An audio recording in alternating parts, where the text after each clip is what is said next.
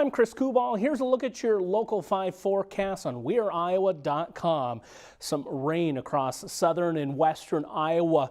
There was a streak of 3 to 6 inches. Numerous locations reporting 3, 4, 5 inches of rainfall. Garden Grove, one of those. Thankfully, the ground absorbed this one nicely, and we did not see significant flooding impacts from this. We were parched overall, and also this rain came at a little bit of a longer drawn out pace rather than being all at once and intense. 5 inches north of Lineville. Just a few of those reports out there. Here's some of the highest from southern Iowa early this morning. Corden just shy of 3 inches. Same goes for Murray. Garden Grove at 4, as I mentioned. And Van Wert, the highest that I saw from the area today at 5.5 inches. 4 inches in Creston, but you see that streak across the southwestern portion of the state. Anywhere you start to get into that red, denoting north of 2.5 inches of rainfall. So plenty of communities fitting that bill, and some places conceivably as high as 6 inches.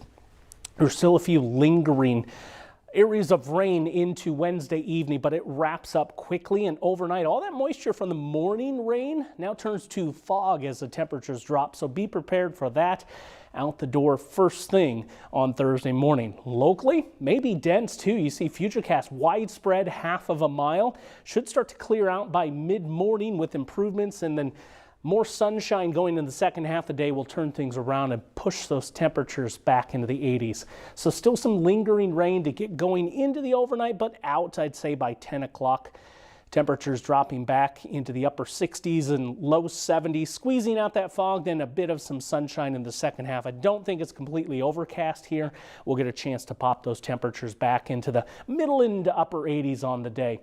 Going into Friday, kind of a similar afternoon where we get those temps back up well into the 80s. We do have the Knoxville Nationals in place on Thursday night, going out there to the racetrack in Knoxville.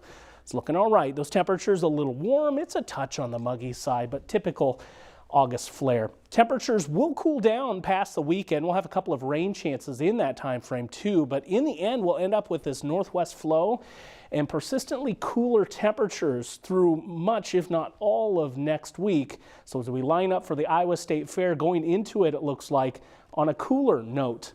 70 degrees tonight with the overnight low, and 86 for Thursday. We'll have some morning areas of fog to contend with, and then sunshine into the second half. Temps into the mid to upper 80s, perhaps slightly cooler towards the state line down towards Missouri. Upper 70s and low 80s, the mainstay next week.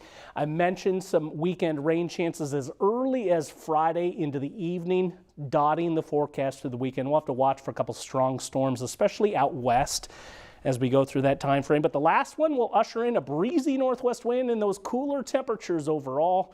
We'll keep it cool through the start of the Iowa State Fair.